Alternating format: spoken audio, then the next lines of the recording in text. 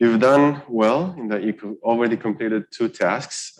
So we've done a month together, 2 months to go. So you've done the team contracts. We have some feedback from you from the TAs, which I will announce and provide to you later today. And team contracts, just like with the RR assessments, just like anything else, it's for you to improve. So you can take this feedback and improve your contracts between one another. And then at the end of the semester, I'll ask you to reflect on the team contract, how you improved, how you learned from this. Was it helpful for you? Yes or no? And now you're in the middle of giving each other some feedback. So I think it's really helpful to see what others have done, compare this to what you have done, see whether you can provide teammates, classmates with some feedback and receive some feedback in return. And then you'll have a whole week, the reading week, to improve on that and do even better. What's nice about the RR assessments, I hope that you got a feeling of what it would mean for you to do your own replications. So it's a good stepping stone to give you a feel of what replications look like. And all the flaws or the weaknesses or the things to improve that you saw in others, hopefully will help you do better in your own replications. So well done on completing these 2. We've got the Airtables, and I made an announcement on this. If you can't find your Google Doc, so you don't know which ones you're assessing or something is off, let us know and we'll make sure that everything is clear. We try and make everything very structured and send all the Google Docs, but I know it's different than other courses. So if there's some problem in the process, then please let us know. Plus, if you've identified some errors, please let me know. I will not go over all our assessments now, but if you have some important feedback, and I already noticed some really good assessments, please let me know so that we can improve the projects that are now under review in some of the journals. So you've done well in helping us improve on real science projects in our big project here at HKU. All right, so the big title is Objectivity and Factfulness. How can we be more objective about the world? Has any of you ever heard the term factfulness? You're familiar with factfulness? No? First time? So we'll start with a general knowledge quiz. There are 13 questions about the status of the world. I'll ask you to open the Mentimeter. Where is the Mentimeter? It's here. And we'll start with a very, very simple question. This is not part of the quiz. This is for me to get to know a little bit of you and how you perceive the world. I think especially in the last 2 years here in Hong Kong, we've had some challenges. So it is important for me to get your perspective on this. And the question is the world getting better or is it getting worse? So not just, something today, but in general, thinking generally about the world, all things considered, do you think that over time, so since the beginning of time until now, is the world getting better or is it getting worse? There's also like an in-between, neither getting better nor getting worse in the middle. All right. So many times we ask the question is, if you could be born at any given time in the history of the universe, when would you prefer to be born? And usually when I present this kind of question, I get all sorts of interesting answers. Do you mind sharing? If you could be born at any time, what time would you prefer to be born? Okay, so you think that for any period in the past, we can find some things that are better and some things that are worse. So overall, do you think these things would cancel? So generally it doesn't matter when you were born? Kind of, yeah? You seem to agree, you're nodding? Partially agree with that. Partially? I think that now it's much better than the past. No, much better? I did not just focus on the developed countries, but also the developing countries. Also developing countries? As we are richer now, yes. And so we can help or assist the poor countries, and we can help them to get rid of the main problem, for example, the environment, and provide food for them or the medical treatment for them, and we can help them to extend their life expectancy. So right. I mean, it is kind of helping them to improve their living quality. For example, provide many services for them. I see. So the partial agreement is when it comes to developed countries, but you're saying it's not complete picture because there are also the developing countries. Okay, interesting perspective. Do you agree? Make sense? Makes sense. Okay, good. So these are very interesting perspectives. Thanks for sharing all of that. So we'll have 13 questions about the status of the world, and I'll ask you to give me some of your insights.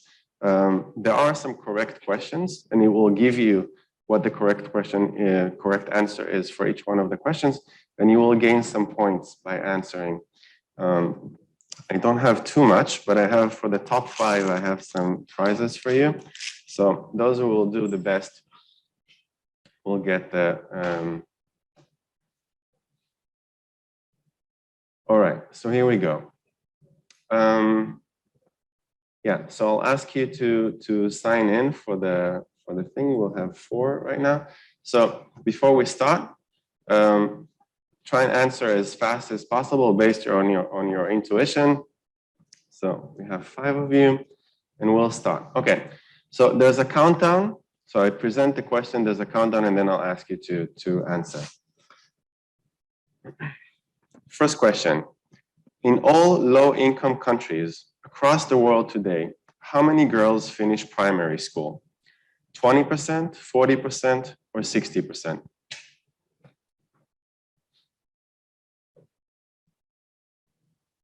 Three, two, one.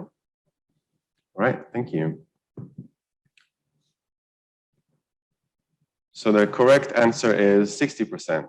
Most of you, 8 out of 9, got this incorrectly. So we've got, every time we got a question, we sum this up. So Vroom is doing well. Keep going. Question 2. Where does the majority of the world population live? Low-income countries, middle-income countries, or high-income countries?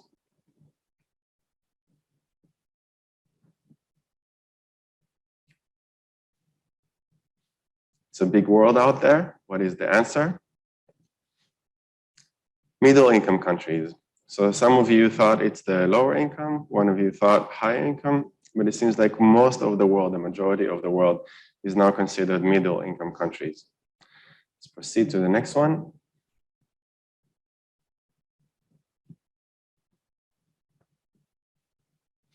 In the last 20 years, the proportion of the world population living in extreme poverty has almost doubled, remained about the same, almost halved.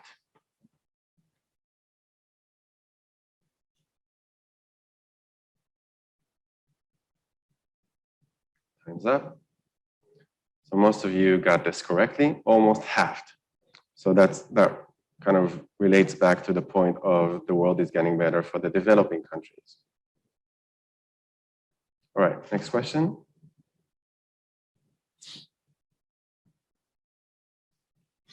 What is the life expectancy of the world today?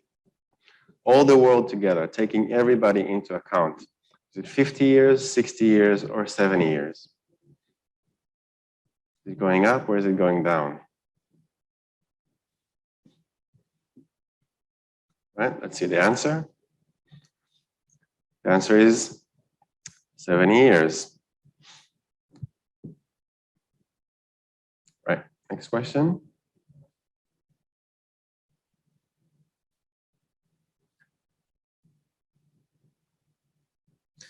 There are 2 billion children in the world today, aged 0 to 15-year-old. How many children will there be in the year 2100, according to the UN? Is it going to grow to 4 billion, grow to 3 billion, or remain 2 billion? So this has to do with birth, 2 billion. That is the correct answer. So it's going to remain about the same. All right, let's say where we are right now.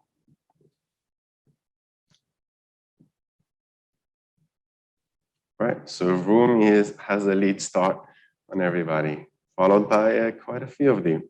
Okay, good.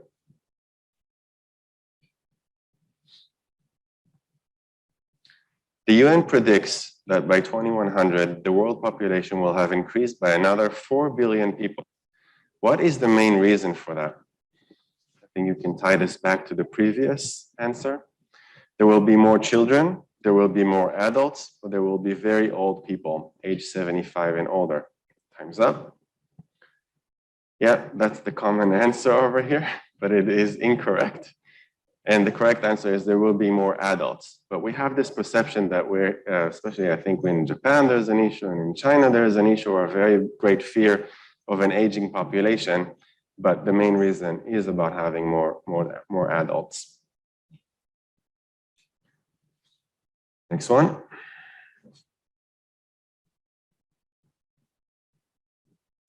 How did the number of deaths per year from natural disasters change over the last 100 years? Has it more than doubled? Has it remained about the same? Has it decreased to less than half?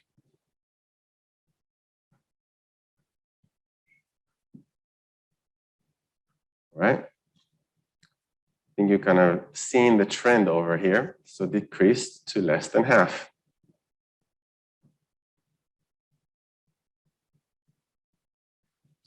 Question 8. There are roughly 7 billion people in the world today. Which map shows best where they live? Each person in the figure represents 1 billion people. So this is something that we should know more about. How many in Asia? How many in Africa? How many in the Americas? Which is the most representative? Time's up. And the correct answer is A. Actually, most of the world population, about 4 billion people, is concentrated in our region, in Asia, which shows kind of like the potential of this region in the world and some of the challenges. All right, question 9. How many of the world's first-year-old children today have been vaccinated against some disease? And we're talking worldwide, both developing and developed countries. Is it 20%, 50%, or 80%? Time's up. And the correct answer is 80%. So it seems like this exceeds most of people's expectations regarding the vaccination rates regarding some disease for around the world. All right, question 10. Worldwide, 30-year-old men have spent 10 years in school on average. How many years have women of the same age spent in school? Is it closer to men, like 9 years? Is it 6 years, or much lower than men, 3 years? 9 years is the correct answer.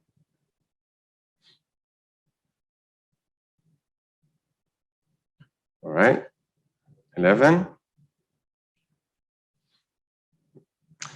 In 1996, tigers, giant pandas, and black rhinos were all listed as endangered. How many of these 3 species are more critically endangered today?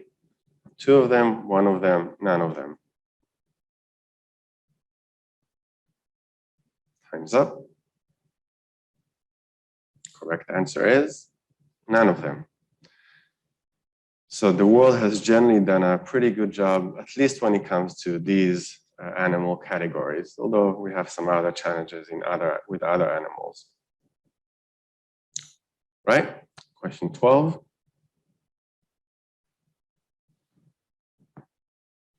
How many people in the world have some access to electricity worldwide? Is it 20%, 50%, or 80%? Everybody has voted. And I think by now you already know the emerging trend. So all of you got this correctly.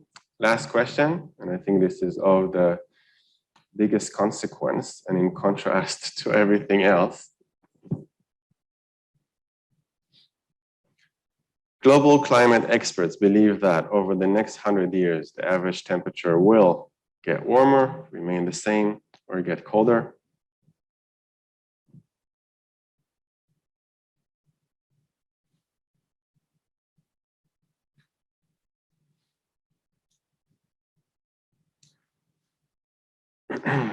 So there is a consensus in our world today among climate experts that the world is headed towards being much hotter unless we change the way that we do things. So hopefully we'll be able to amend this. All right, let's see where we are. Got a fierce competition here. Let's see. It seems like Vroom has kept the lead from the beginning. Who is Vroom? You're Vroom? Well done. We have Tom and Wing. Who are Tom and Wing? Well done. Good job. Yeah. At the end, you're welcome to take the rest. Let me ask you, the people who got the most. You've got 9 out of 13. How did you feel about this this quiz, about these questions? How did you do so well? I just believe that everything is getting better. Everything is getting better. So it's motivated by your initial hunch that things are getting better. Yeah, especially when the point that you were making about developing countries. So generally high vaccination rates, and yeah, very good. How about yourself? How did you feel about this quiz?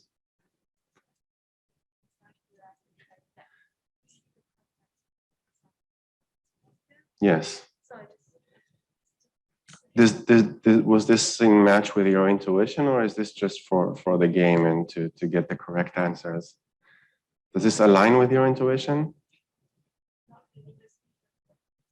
Yeah, more pessimistic. So you've changed, doing halfway in between. You changed from your intuition to what you thought the trend was. Similar thing for you? Yeah? All right. It's interesting. How well, if I wouldn't give you the answers after each question and you would give this to, let's say, your parents or your friends, how well do you think they would do in this quiz?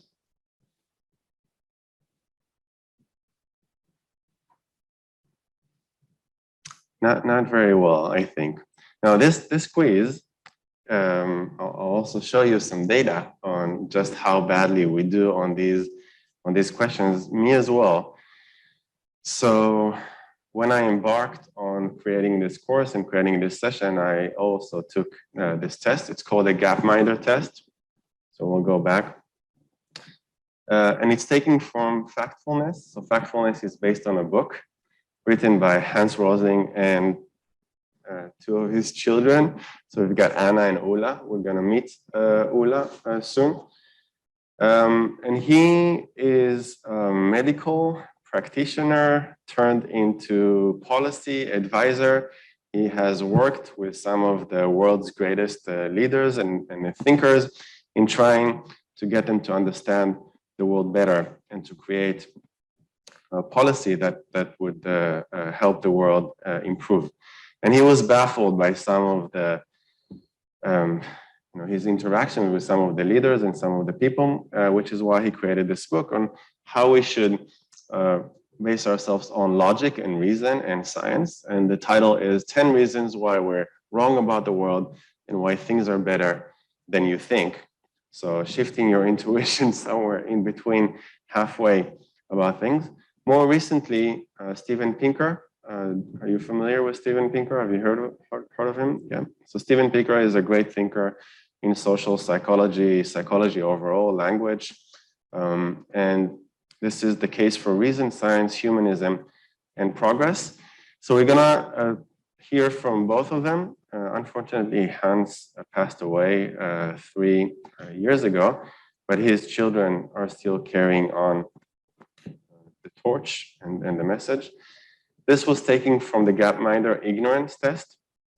So trying to understand how much do we know about the world, how ignorant we are, and where we can improve.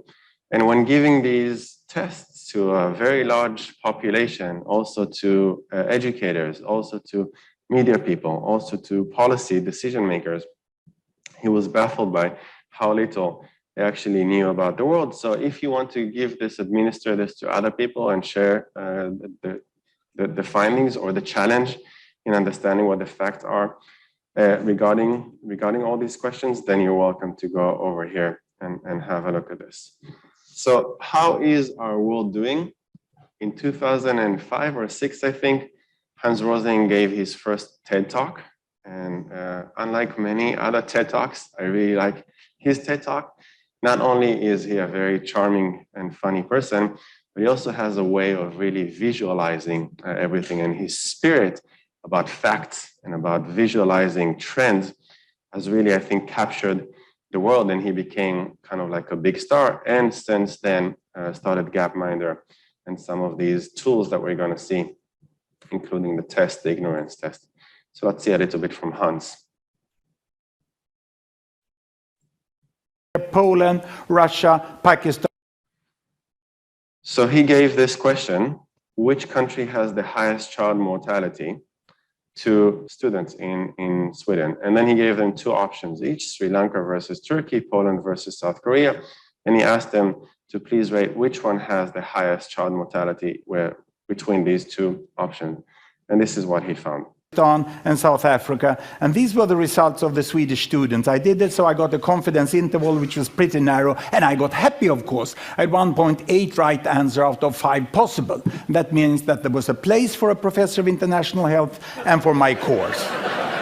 But one late night, when I was compiling the report, I really realized my discovery. I have shown that Swedish top students know statistically significantly less about the world than the chimpanzees. Because the chimpanzee would score half right. If I gave them 2 bananas with Sri Lanka and Turkey, they would be right half of the cases. But the students are not there. The problem for me was not ignorance, it was preconceived ideas. I did also an unethical study of the professors of the Karolinska Institute that hands out the Nobel Prize in medicine, and they are on par with the chimpanzee there. So this is where I realized that there was really a need to communicate, because the data of what's happening in the world and the child health of every country is very well aware. So we did this software which displays it like this. Every bubble here is a country. This country over here is China. And this is India. The size of the bubble is the population. And on this axis here, I put fertility rate. Because my students, what they said when they looked upon the world, and I asked them, what do you really think about the world? Well, I first discovered that the textbook was Tintin mainly. And they said the world is still we and them. And we is Western world, and them is third world. And what do you mean with Western world? I said, well, that's long life in small family, and third world is short life in large family. So this is what I could display here. I put fertility rate here, number of children per woman, 1, 2, 3, 4, up to about 8 children per woman. We have very good data since 1962, 1960 about, on the size of families in all countries. The error margin is narrow. Here I put life expectancy at birth, from 30 years in some countries up to about 70 years. And 1962, there was really a group of countries here that was industrialized countries, and they had small families and long lives. And these were the developing countries. They had large families and they had relatively short lives. Now, what has happened since 1962? We want to see the change. Are the students right? It's still 2 types of countries? Or have these developing countries got smaller families and they live here? Or have they got longer lives and live up there? Let's see. We start the world. And this is all UN statistic that has been available. Here we go. Can you see there? It's China. They're moving against better health. They're improving there. All the green Latin American countries, they are moving towards smaller families. The yellow ones here are the Arabic countries, and they get larger families, but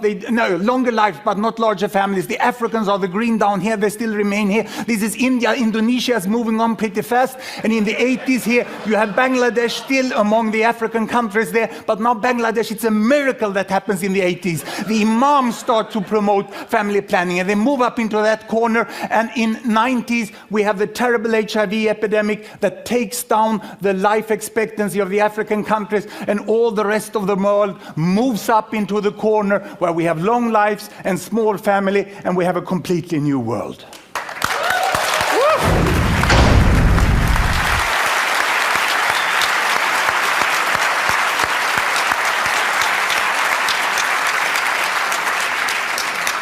let me make a comparison directly between United States.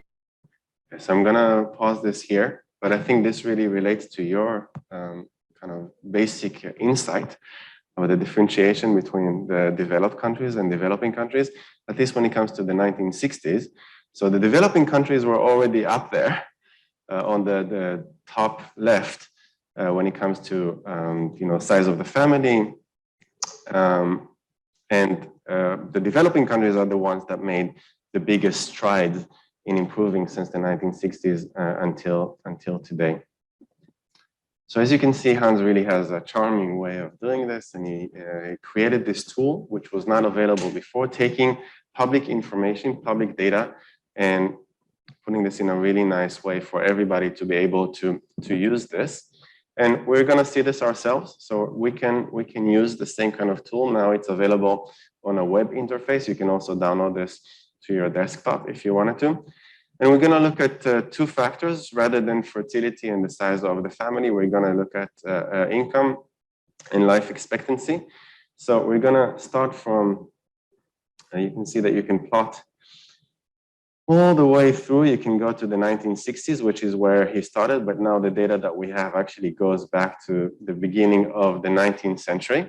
And we can play with this. So on this axis, we're going to leave the life expectancy. Here, we're going to replace the fertility or the size of the family with income. And we can plot the trends over time, not since the 1960s. 1960s, the developing countries had a big contrast to the developed countries, but we also want to see where did the developed countries start from. And now we can go all the way back to the beginning of the 19th century. One nice thing that you can do here, which is where I paused the video, is that you can look at specific countries. Are there any specific countries that you would like me to look at? So I'll put mine, for example. So I grew up in Israel. So I'm going to put Israel over here. Let's say that we're in this region. So we'll take China, and we'll also take the United States as a reference for a very developed country. Anything else that you're interested in to add in here? Is this enough? Yeah. Perhaps Sweden, because he's Swedish. So we want to know a little bit about Hans as well. So let's look at Sweden. The nice thing is that we can kind of like automate this and run this. And you can see, first of all, I should say Israel was not created at the beginning of the 19th century. It only happened in 1948. And some of these countries, it's kind of like, where did they start? At what point did they start? It's kind of suspicious, but definitely there was the United States and China. We can see pretty much where they are on this. So as you can see, even at the beginning of the 19th century, not a big difference between the developed countries and the developing countries. So all of them were kind of like lower income and lower life expectancy. What is the average life expectancy at the beginning of the 19th century? 30-year-old. This is what you had to expect. I would be long dead by now if I would be living in the 19th century. Plus the income, if you can see the per person GDP capita, so PPP, was very, very low. So we had kings and queens and emperors and all that, but most of us, if we were living at the beginning of the 19th century, we would be farmers, peasants, working in the rice fields day by day, barely making it to the end of the day to survive. So let's see what happens. We're getting to like mid-19th century. You can see US is really starting to grow in income, but also in life expectancy starting to go up. Sweden is really making kind of like progress, but you can see that this is where the Western world and let's say China in this region is kind of like creating the very, very big gaps. Sweden is kind of chasing behind in the US. Israel hasn't still been created. So by then, now we're in the 1925. We'll see some of the trends. Yeah, so now Israel is kind of like starting to climb, at least in life expectancy, but the income is still very much behind. And then he's starting to chase behind Sweden and the US. Sweden is really catching up with the US. China is kind of left far behind. As you can see, 1970s, 1980s, and then it starts the big push forward.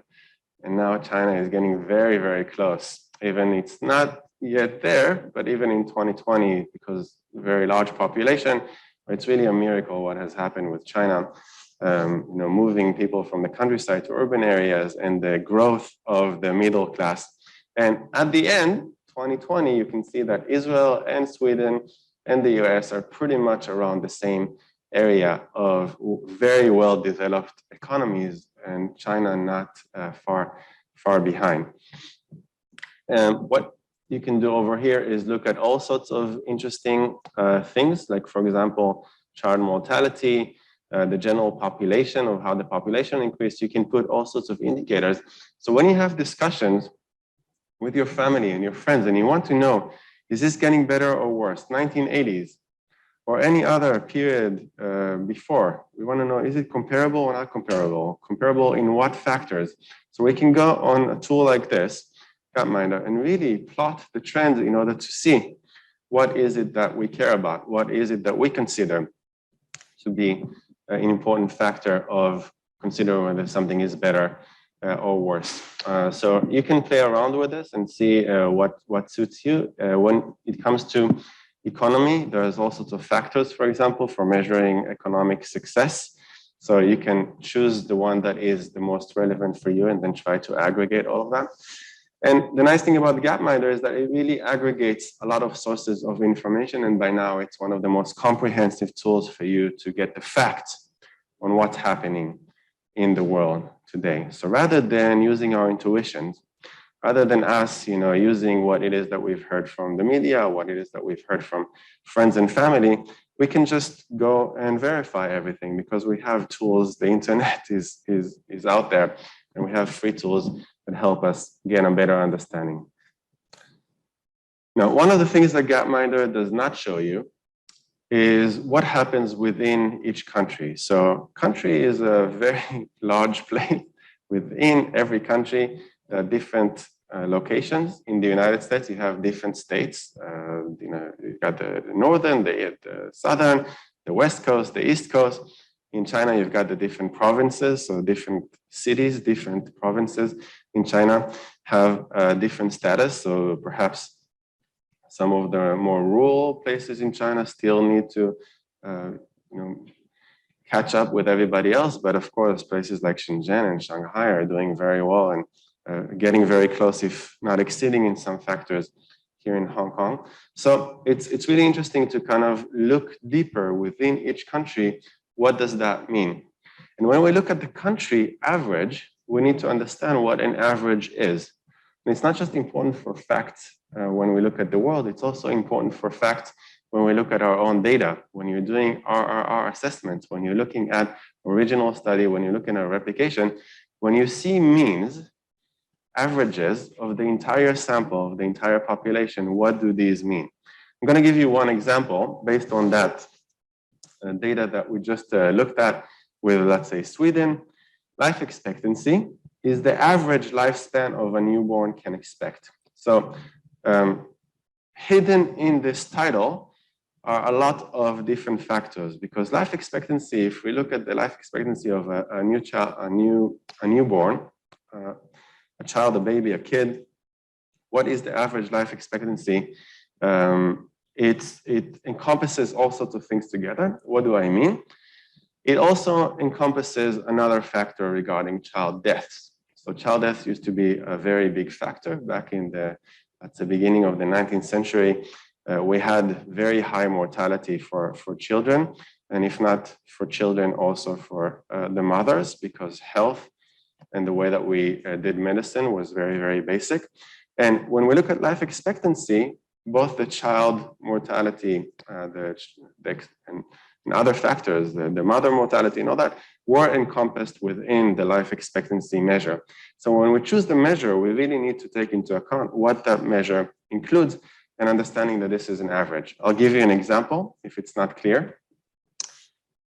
We have the distribution that we just looked at of all the countries in the world with life expectancy on one side and the income per person on another side. This is 2007.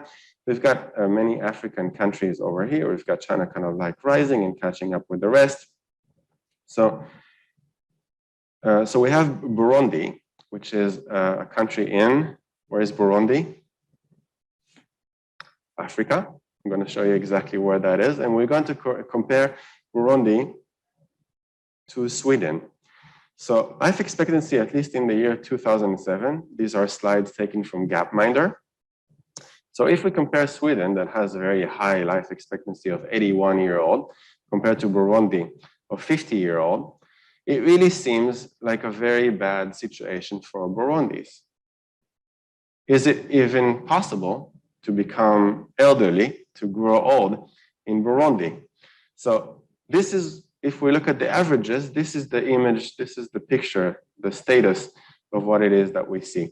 So Burundi, the question is, can you really get old in Burundi if you have a life expectancy of 50?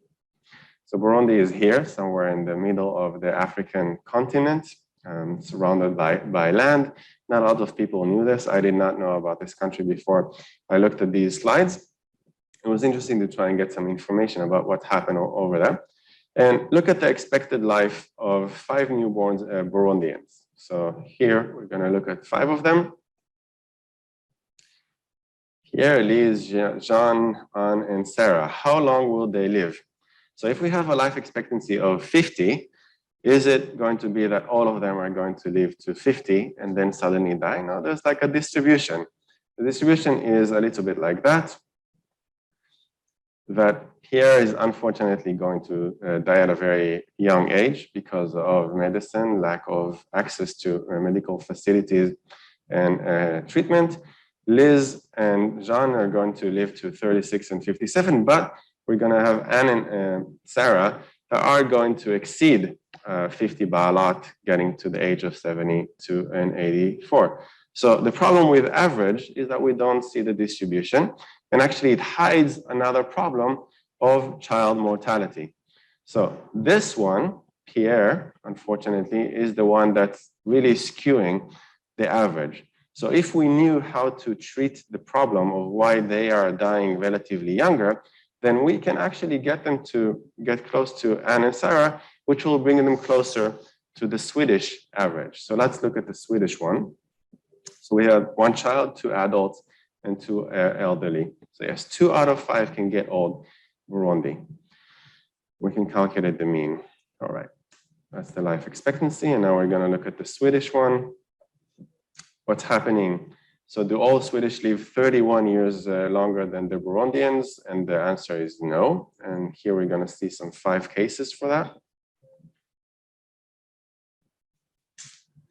So you can see that there's one that's going to perhaps die a little bit younger, but still 63 years is a good age.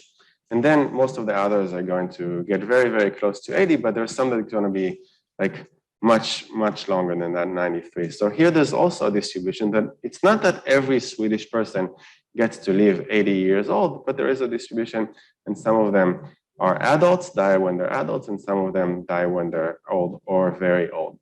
So calculate the mean. Now we can compare between the two, and we can see all of these together. So actually, if you think about this, to become old in Sweden is almost as, almost similar, almost the same as living in Burundi. The problem is really here about dying young. So we need to address this gap. So sometimes as policymakers, as decision makers, when we need to decide what is the right thing to do, we really need to go into the country averages in order to see where the real problem lies. So need to be a little bit careful with life expectancy, but also plot other factors like child mortality in order to understand where this issue with life expectancy is coming from. All right. So we can plot things ourselves. So the nice thing about Gapminder is it really offers you a lot of options to see how to plot things. And over here, we can really see the differences between Burundi, which has decreased in child mortality. So back again to the issue of developing countries are getting better, doing better at this, but not as good as some of the other countries.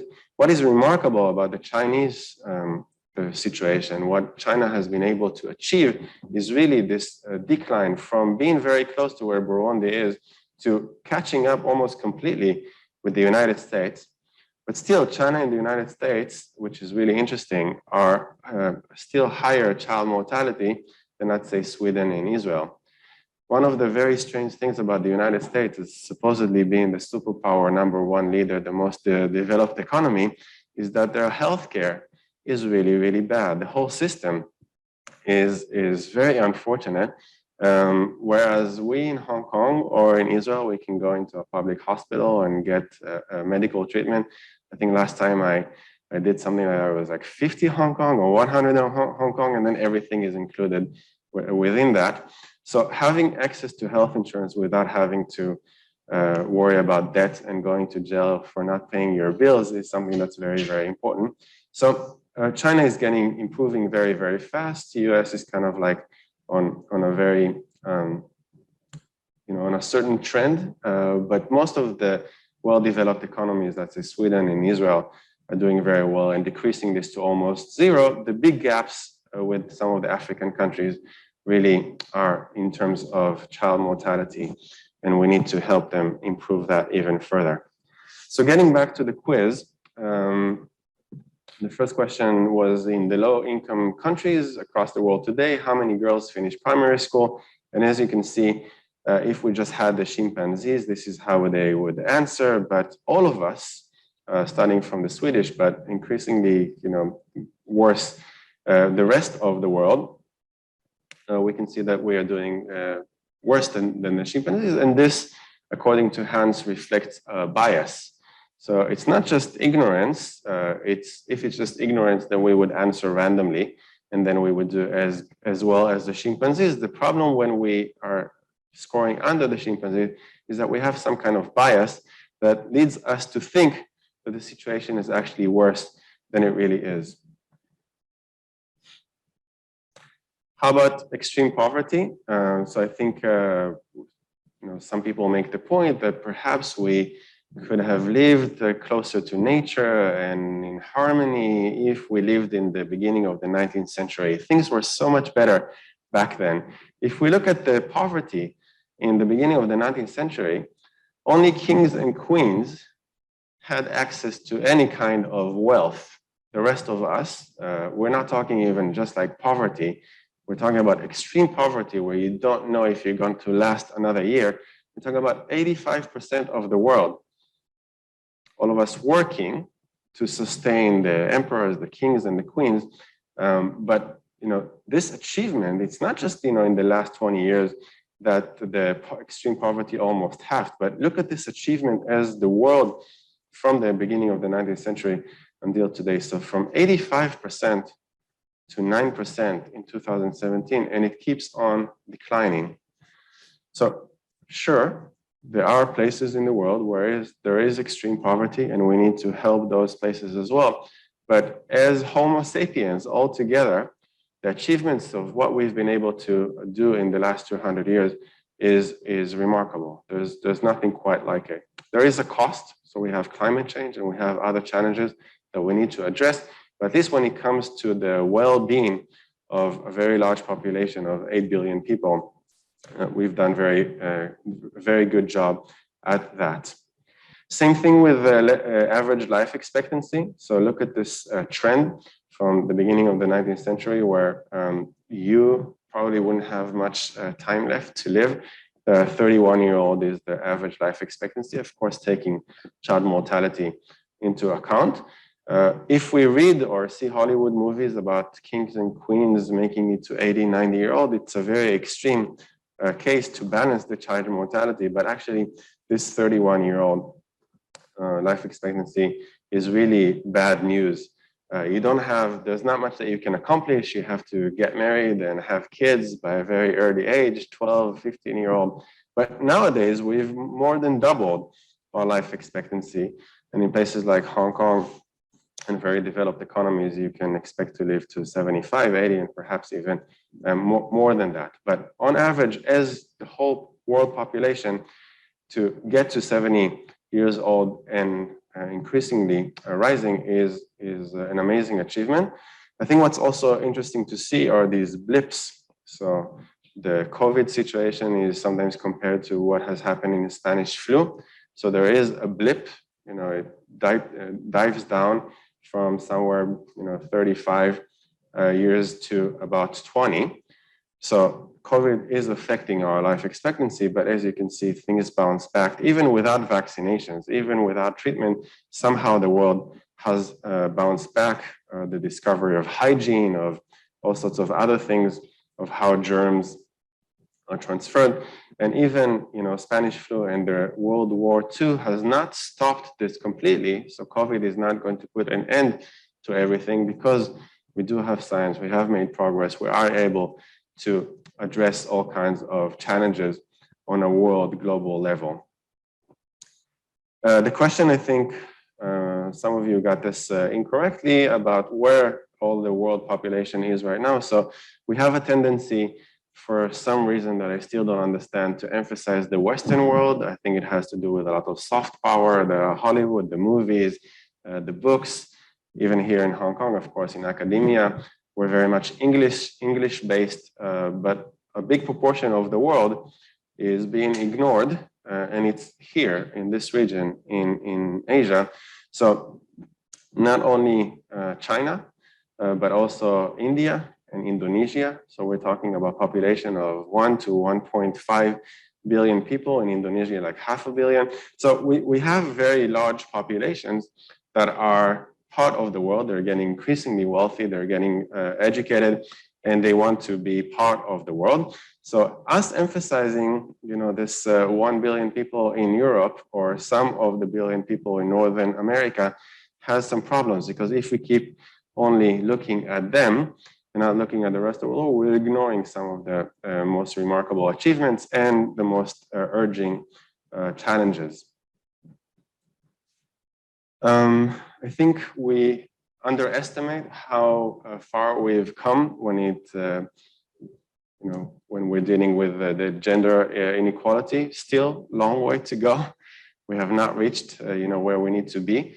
But at least when it comes to education, when it comes to access to education, when it comes to career opportunities, we're doing increasingly better. So women are doing much better than they have ever before.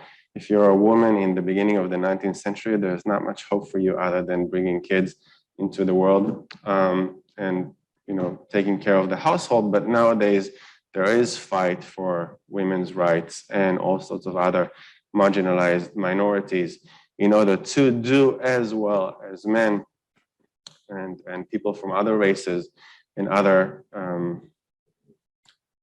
discriminated against minorities are catching up with let's say, the typical 30-year-old white Caucasian men. One more video from Hans talking about the issues. Some of the issues have to do with ignorance, bias, media, and education. And Hans gives the example of vaccinations. We don't know what's happening in the world, but increasingly we're doing a better and better job at getting vaccinations worldwide and giving access to them. So we'll hear from Hans.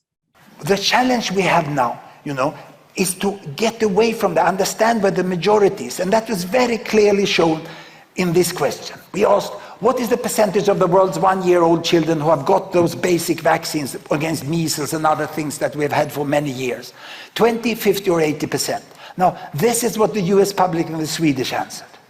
And you see, look at the Swedish result, you know what the right answer is. Who the heck is professor of global health in that country? Well, it's me. It's me. You see? It's very difficult, this. It's very difficult. Huh? However, Ola's approach to really measure what we know made headlines, and CNN published these results on their web, and they had the questions there, millions answered, and I think there was about 2,000 comments, and this was one of the comments. I bet no member of the media passed the test, he said. So Ola told me, take these devices, you are invited to media conferences, give it to them and measure what the media know. And ladies and gentlemen, for the first time, the informal result from a conference with US media. And then lately from the European Union media. You see, the problem is not that people don't read and listen to the media. The problem is that the media doesn't know themselves. What shall we do about this, Ola? Do you have any idea?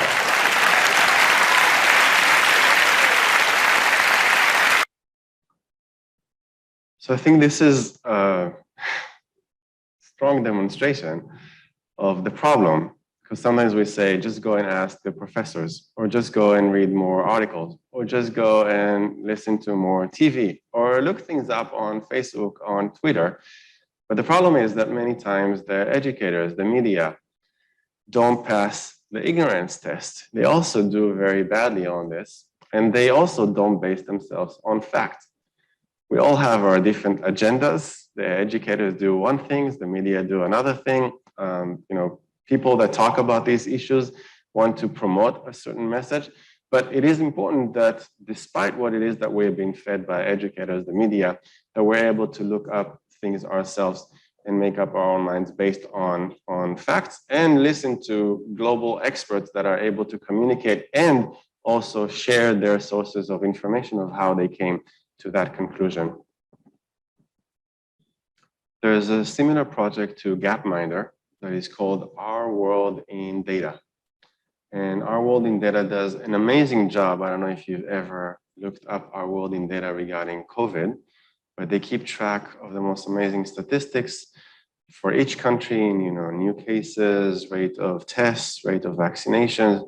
So I go to Our World in Data in order to get some up-to-date information about how the world is doing in regards to COVID, but they don't only deal with COVID, they deal with a lot of things that require data. So for example, we looked at child mortality across time in different countries. I'm gonna open the Our World in Data in order to show you some of the amazing statistics that they have. Yeah, so this is Our World in Data. They also plot things. So for example, average income versus child mortality rate. And then you can see the different places in the world and how they are doing. And then we can see definitely Singapore and Hong Kong is up there, highest in the world, together with Norway. So the lowest child mortality and some of the highest income in the world.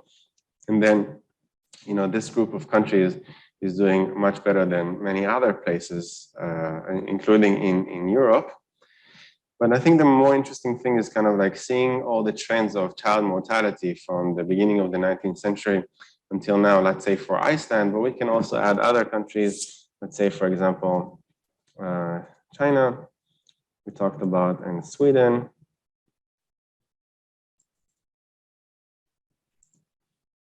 Yeah, so we can see some of these trends over here of how well China has increased from the beginning of the 20th century, or decreased child mortality, increased in ability to address this, and then can just run this. Another really nice map that I wanted to show you in terms of child mortality is this map. So at the beginning of the 18th century, what you can see is child mortality.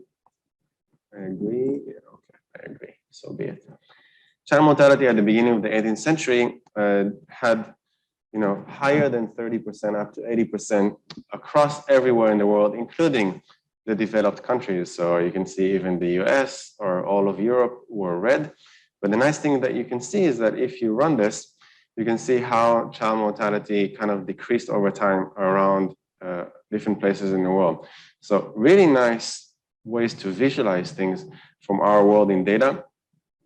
You can see beginning of the 20th century, really we made some progress in some European countries, in Northern America, and definitely in Australia and New Zealand. So that's good, but for the rest of the world, Central, South America, Africa, most of Asia, we're still in the 30 to 80% mortality rate, but this is the big miracle that has happened to us since the middle of the 20th century. And slowly, you saw that most of the world has shifted to child mortality being really very low. Still some gaps, so you can see that Africa, although doing much better than the initial red, still some gaps in there, and we need to address this. But overall, it's really good to have visualizing tools like this in order to see the trends and understand just how much better the world is today than it used to be even 60 years ago, middle of the 20th century. All right, so I'm going to go back to this graph. This is also from Our World in Data. So what I just showed you was child mortality. So we do a lot better. Babies are, have a much higher chances of being born and not dying at an early age. But when you look at all the major factors of what does it mean better? So before we said some factors are better, some factors are worse.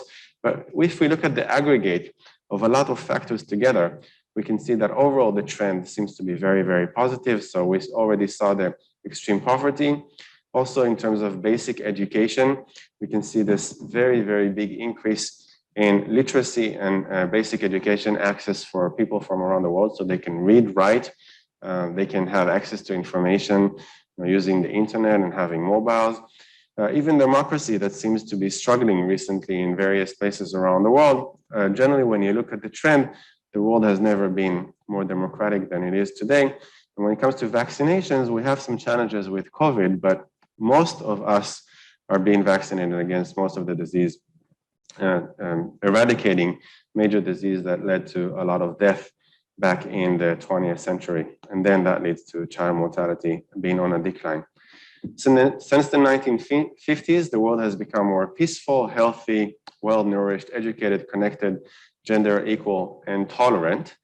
And I think the number 0 is something that if you ask my grandparents, escaped the Nazis from Europe to come to Israel, or when you ask your grandparents, whatever it is that they experienced in Hong Kong or in this region, 1950s, a lot of bad things were happening. And even the 1980s, at least in Israel, my parents had to fight wars. 1980s in Hong Kong also had all sorts of struggles. So looking at the 1950s until today, it's really amazing that we expected the Cold War to lead to some nuclear annihilation of, using nuclear weapons. How many nuclear weapons have been used? 0. How many Western European countries have fought each other? 0, which is remarkable because up until the Second World War, the European countries every few years were kind of destroying one another. It was impossible to get the Europeans to talk to each other and collaborate. So European Union is really a shift of mind. You didn't get to experience this, but talk to your parents and grandparents about what Europe used to be. How many major developed countries have fought each other? Not just Europe, but around the world. How many big fights did we have? 0. How many developed countries have expanded their territories to conquer another country? 0. There are occasionally some places in the world that are fighting some games like around Russia and some place, how you treat the Middle East. But how many developed countries have fought one another to engage in an all-out war? 0. How many states have disappeared through conquest? 0. So looking at war, I think war is a big factor. I don't think, had to worry about this too much, but everybody in Israel has to go to the army, and Israel has had almost every 3, 4, 5 years a major war. My parents had to fight this. It's something that was on our mind, and when there was no war, there are terrorist attacks. So overall, from the beginning, foundation of Israel until today, things have become better. People tend to exaggerate a lot of threats, but if you look at trends of war overall in the world, you can see starting from the beginning of the 16th century, the rate of war, just how many wars. So percentage of years that had great wars, you can see the years or complete centuries where we had rates of war that are close to 100%. And a war means dislocated people. It means a lot of death. It means that some armies come and take you, and then you need to fight and probably die. This sort of thing. So, looking at how we've developed Homo sapiens as a species from the beginning of the 16th century up until today, you see a very clear trend. And close to the 2000s, we're getting to a war that is close to 0. Also, when it comes to deaths, how many deaths do we have? Getting very, very close to 0. Occasionally, there is a conflict, but the conflict seems to be of a much lower scale. Hope that this lasts, this kind of thing, it's hard to predict how it goes, but even when you have blips, the overall trend is definitely one where we feel a lot safer, that we don't have to go and fight and die in a war. Now, what leads to all these biases? Hans' message was very clear. Media also doesn't know the fact or doesn't rely on facts, but we have a lot of sources of this bias that have to do with ignorance, or sometimes when people use the facts, they use outdated facts, so they don't look at up-to-date information. One of the reasons why we're not using a textbook here in social psychology is because I don't want to use a textbook from the 2010 that I know already has a lot of outdated facts. I try to bring you the most up-to-date information that I know of. Another source of bias is the me bias. I know my side knows better than your side. There shouldn't be a side when it comes to objective facts, but this usually comes in to this kind of discussion. Often we rely on our intuitions and we change our intuitions when we're faced with all sorts of situations rather than following logic. So starting from a premise, having kind of like, a statistical basis for forming our opinion of the world. Plus in the other course, judgment and decision-making, and some of the projects that you will do for your replication and extension, we talked a lot about heuristics and biases, and I'm gonna mention a few more here with a negativity bias. Who is biased? Everybody is biased. It's not just me or you, but also educators and big experts have a bias. So you really need to look into things, and an expert that is transparent and shares what their expertise comes from is the one that you should follow. The ability to verify, be open, be transparent, endorsing open science is very, very important. So even when we look at media, educators, and experts, we need to see what their foundations are like. Just because you published in Science or just because you come from Cornell is not a good enough reason to trust you. We trust you because you're open, transparent, and you've shared everything, and we know that you rely on facts and reason. Lots of dramatic instincts. Gapminder does an amazing job at mapping those out and giving some examples. I'm just going to show you some of these examples. Gap instinct, we talked about this, but often we tend to dichotomize things. We dichotomize them into the rich and the poor, and the developing and the developed.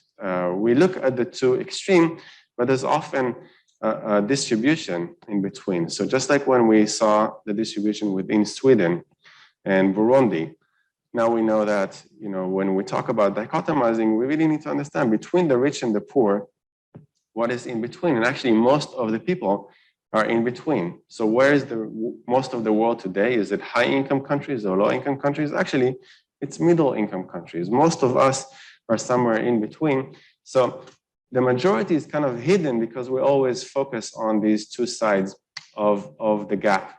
So in order to address this, we really need to focus on the majority. We need to understand the distribution, and we need to be able to compare not averages, but see the entire plot in order to understand what the situation is.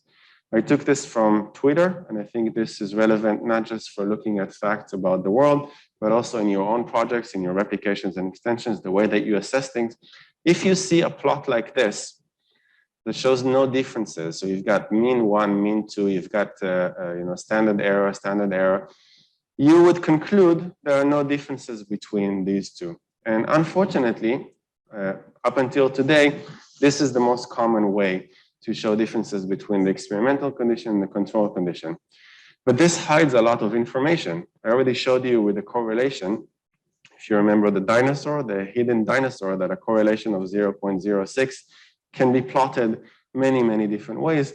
Also, these two means, if you look into them, you might see that the distribution is very, very different. And if you add the jitter dot into it, you can see that actually, even though their means are very, very similar and the error is very, very similar, actually, when you look at the distributions, they're very, very different from one another. So in your projects, when you plot things, Jamovi makes it very, very easy to do jitter dot violin in order to see what is the distribution. So don't only focus on means or the medians, but really look at what happens within the data. I like this summary from Twitter that I got last year. Here's my version of friends don't let friends make bar plots.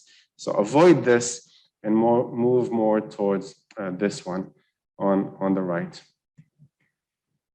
Last year, a book came out by Roy Baumeister. Perhaps you remember this name. We talked about ego depletion, so that didn't work out very, very well. But Roy Baumeister and Kathleen Voss are responsible for a lot of very good, solid research that has been very impactful. And this is one of them.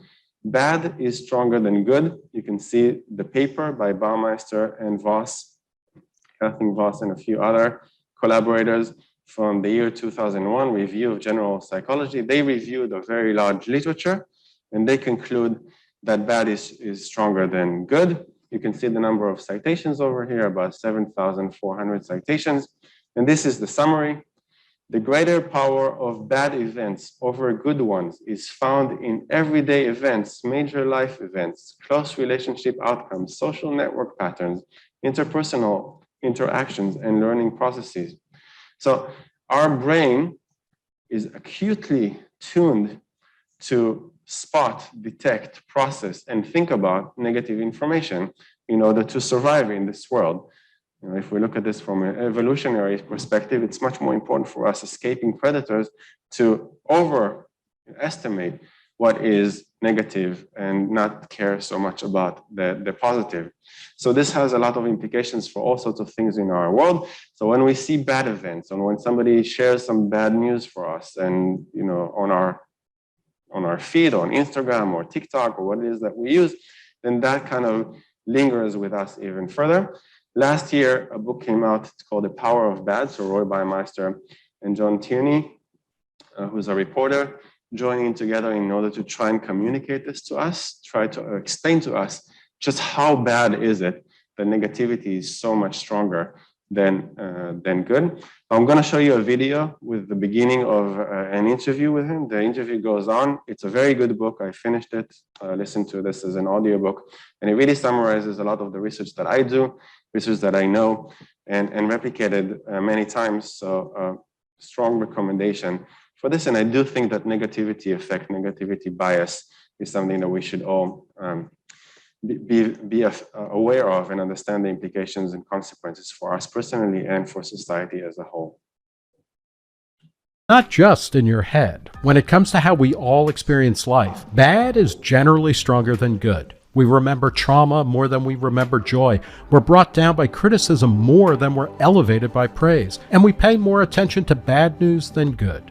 A new book called The Power of Bad by journalist John Tierney and psychologist Roy F. Baumeister explores the negativity effect, or the universal tendency for negative events and emotions to affect us more strongly than positive ones. The negativity effect shapes everything we do, from our personal relationships to how we do our careers, to how we vote, to what media we consume. But The Power of Bad isn't just one more cause for despair. The book's subtitle is How the Negativity Effect Rules Us and How We Can Rule It. And it offers practical tips on all sorts of ways to approach life so that we can be happy, productive, and well-adjusted. I sat down with John Tierney, a contributing editor at the Manhattan Institute's City Journal and a former New York Times columnist and reporter, to talk about the root causes of the negativity effect and how to combat it. John Tierney, thanks for talking to Reason. Thanks. So explain the negativity effect. What is it? It's the universal tendency for bad events, bad emotions to affect us more strongly than good ones. It's also called negativity bias. It's basically this tendency that that bad parenting makes a big difference, good parenting doesn't. Criticism hurts so much more than praise does. There's much more brain activity when you see something negative than when you see something positive. Can you give some concrete examples of this? Where bad clearly overpowers good. Well, a bad first impression is really tough to shake, whereas a good first impression can be overcome, very You can always screw it up later. Right, exactly. And penalties work a lot better than rewards as far as motivating people. And we have a chapter in the book about how looking at the history of religions, that religions that preach hell grow much faster than ones that basically promise you eternal rewards. People, that's what fills the pews. The brain just evolved to respond to bad things. You talk about at various points a 4-to-1 ratio, a 5-to-1 ratio of where it's like 4 bad things. Oh, you need, or rather, 1 bad thing. You need 4 or 5 good things to overcome it. What are some cases where that's the case? Well, they found it, for instance, studying people's diaries. When they count up workers' diaries, and they count up the good things that happen and the bad things, and then people's overall mood after that. And they find that it takes about 4 good things to make up for 1 setback at work. 1 bad moment at work takes 4 good things to overcome that. Yeah. So. I'm not sure about the 1 to 4, 1 to 5. Different domains have different impact. At least in the diaries, I think they counted the number of good and bad and came to the 1 in 5, 1 in 4 kind of conclusion.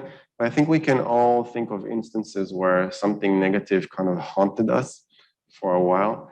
I remember as a student having a bad grade, even if everything was great. This one course, this one grade kind of bothered me, and I couldn't shake it off. So all the accomplishments kind of like became very tiny compared to this very big negative grade. I think as course instructors, even if we say that we look at the grand picture and we care about course overall, even if we have a lot of very good evaluations, the one negative evaluation can really haunt us. I don't remember all the good evaluations that I received over the years, but I definitely remember some of the very bad ones. They keep haunting me, and I keep thinking about them and referring to them. So we can't really help this. This is something that's always in our minds, and we need to take this into consideration, because if we let this one negative review or this one negative grade or this one negative news media really affect the way that we perceive the world, then we're really missing out on a lot of opportunities, and we're missing out on making the most of the positive and improving on those aspects as well. It's not necessarily, let's say a bad grade. So you're not that great in that course, or something went very wrong in that course. That's not the main message to take. The main message is you've done really well in your studies. You've done really, really well in your education. So that prepares you for your life, and you can make the most of building those skills and focusing on that as you move forward. So negativity bias definitely comes into effect when we look at the world.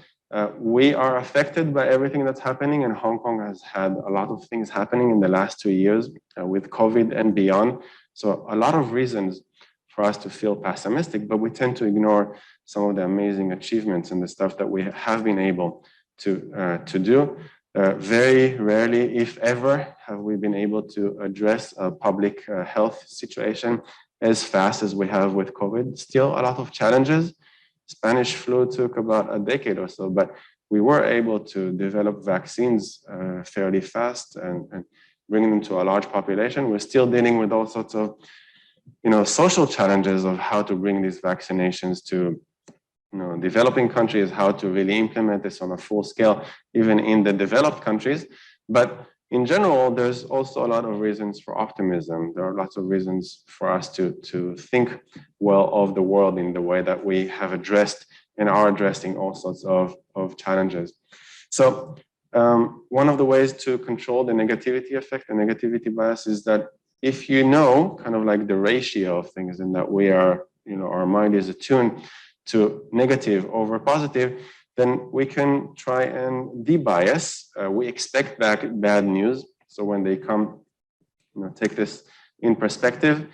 Keep in mind that getting better still bad. So even if things are bad, it's not that they're getting worse. They're actually getting a lot better. And it helps to look at the facts and plot everything together. Keep in mind that good news is not considered news at all. The newspapers don't make money from reporting good things.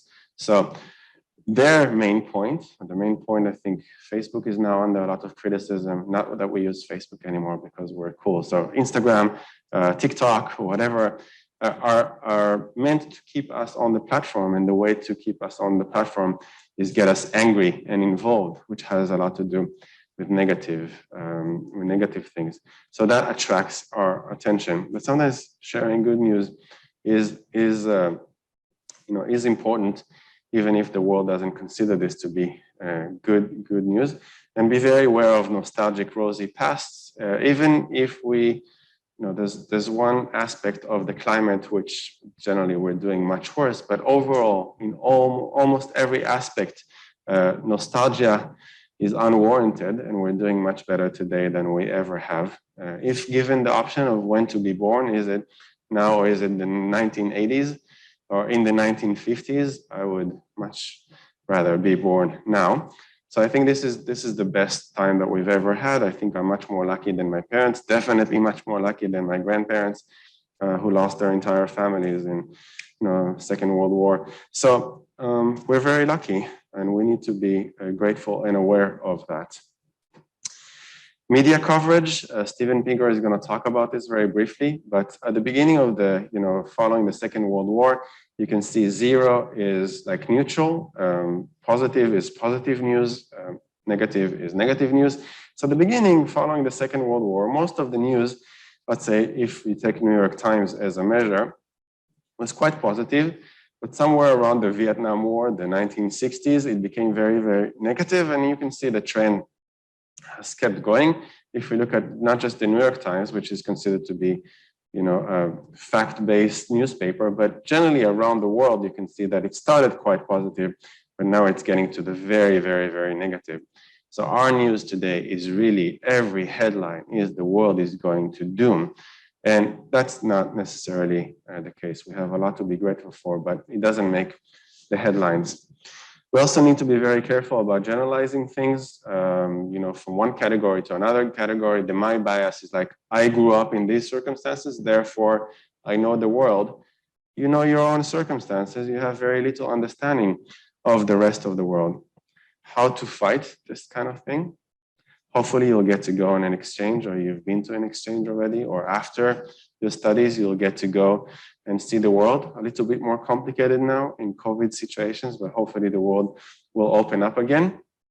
If you don't have the opportunity to go on an exchange or travel a lot in the upcoming years, there are other ways for you to de-bias so that you'll get to understand the rest of the world and the challenges that the rest of the world faces. One of the really interesting projects by Gapminder is called Dollar Street. And I'll have Bill Gates, who teams up with Gapminder, to introduce Dollar Street to you.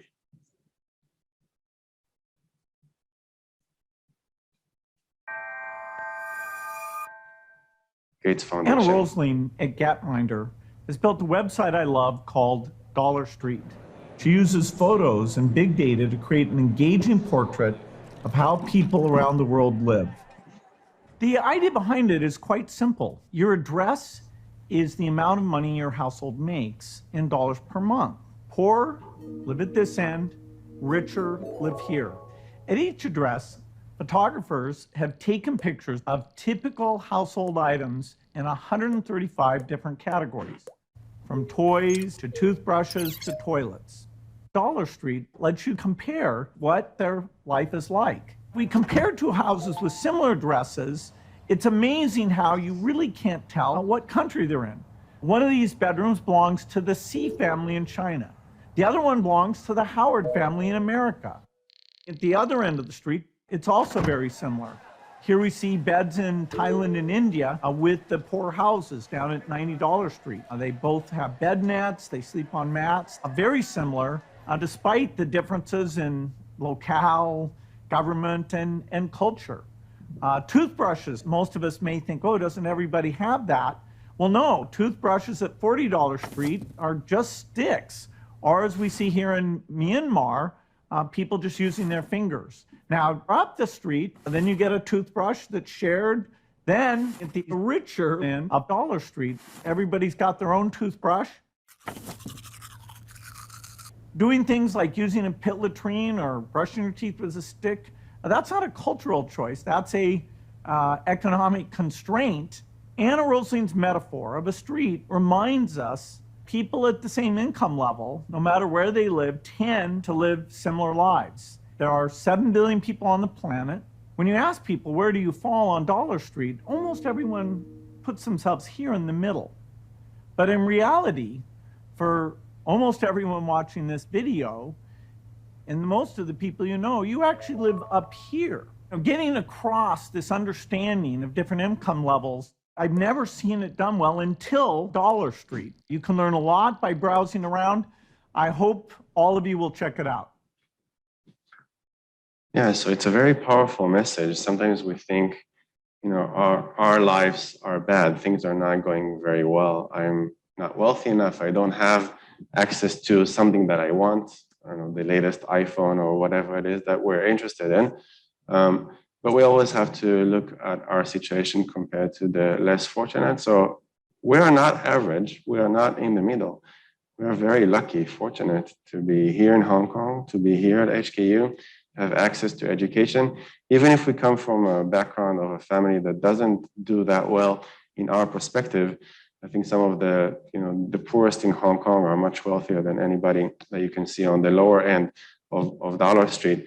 So I think it's a really humbling experience once you get out of your own culture and you visit other countries. The more that you travel, the more that you engage with other people, the more that you visit platforms like this, you get to understand a bit more about the world and your own situation, how lucky you are. So we tend to think about things that are negative, but there's so much positive in our life that we should feel fortunate about. In upcoming weeks, we are going to talk about some of these things, the gaps, helping other people, effective altruism movement, and other things that we can do as the more privileged and rich in the world in order to help the rest of the world. But we first need to have an understanding of the world and how privileged and lucky we are. All right, to kind of sum this up, I'm going to introduce you to Steven Pinker. I mentioned him very briefly, but I feel it's important that you know this person and what he has done for our field. He has become recently a more controversial figure because the stuff that he writes and advocates for is considered to be as coming from a place of privilege, because he is a white man, Caucasian educator from Harvard, and he talks about all sorts of things that are, people care very, very strongly about. Over here, you can see kind of like the summary of his Google Scholar. By now, you should know how to look at this. So he has an H index of 100. So he has 100 papers with more than 100 citations, and overall 100,000 citations. So these numbers are only to show that people care about what Steven Pinker is saying. He originally came from the language world. You can see the language instinct, 15,000 citations in the year 2000.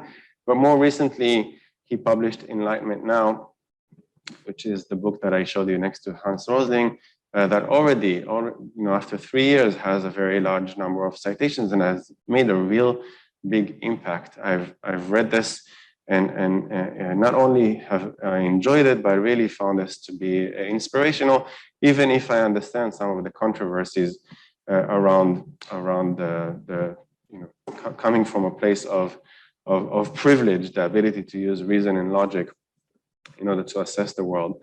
More recently, 2 weeks ago, exactly, he published this book, Rationality, which I really like because I study rationality. I look at judgment decision-making. Some of the stuff that you'll do for replications is about rationality. And rationality is a response to a lot of the criticism that he has received over the previous book of Enlightenment Now. So people typically use logic in all sorts of irrational ways. Now we have conspiracy theories, we have all sorts of intuitions or my side bias, where people bring their own logical arguments, thinking that this is how they're going to convince others. But he breaks apart what reason is, what logic is, and how to use rationality. So rationality, what it is, why it seems scarce, and why it matters. I'm only halfway through, but already from what it is that I listened to, I think it's a very impressive effort for him to very calmly and rationally talk about rationality. He has also made his course available. So the book Rationality is based on a course that he has given in Harvard, and during the pandemic, they've opened this up. I really recommend rationality, the one session, rationality in the time of coronavirus. So with everything happening with coronavirus, and we are being overwhelmed, bombarded with all sorts of news, media, information, telling us how the world is going to end and how we're never going to come out of coronavirus, how to really base yourself on facts, who to follow, how do you know that something is trustworthy? I feel in an age where we're all very confused about this and we don't know what to trust, what to read, who to follow, I feel like he's bringing some order into this whole thing. So I feel like it's an important lecture that we don't have the time to go into. If you have the time and you care about making order in a very messy COVID world, then this is one to look into. I'm going to show you a short video that he did of how the world is improving or the status of the world. It's a long TED talk, so we don't have time for all of it, but I do recommend both him and Hans. They're very different people. Hans is this charming, funny, interesting, engaging person. Steven Pinker is the rational, logical, reasonable sort of speaker, but a very compelling. Yeah, so very good points made by Steven Pinker. We don't see ever these kinds of headlines about how many people escaped poverty and how well we're doing in the world. And I think it's really important, the point that he's making of why pessimism is bad for us. And there's all sorts of dangers in pessimism that we need to overcome. So fatalism, if we really think that everything is just getting worse and there's nothing that we can do about this, then we stop trying and we stop to try to make sense of the world. So it's very important for us to know what we're doing well on so that we can keep doing that and improve even further. Short-term focus, if we think that we're going to die in a year, then we're just going to abuse and make the most of what it is that's happening right now, rather than plan for the long term about what it is that's going to happen when we become old or our family becomes older. And then it really undermines our contribution to progress, and increasingly around the world in all sorts of places. It's very easy to see this in the United States. There are calls for let's just burn the whole thing down and start from new. There's no reason to burn everything down. There's good progress that has been made and some solid foundations, and we need to improve on those for sure, but we need to build on what has already been achieved. The whole point of this session is just to give you the point that don't be over pessimistic. There's some reasons for optimism. The world is not perfect, but we are getting better. So even during times of COVID, even during some social challenges, there are reasons for us to keep our heads up, understand our privilege and our luck, and keep pushing forward in order to try and improve the world even better.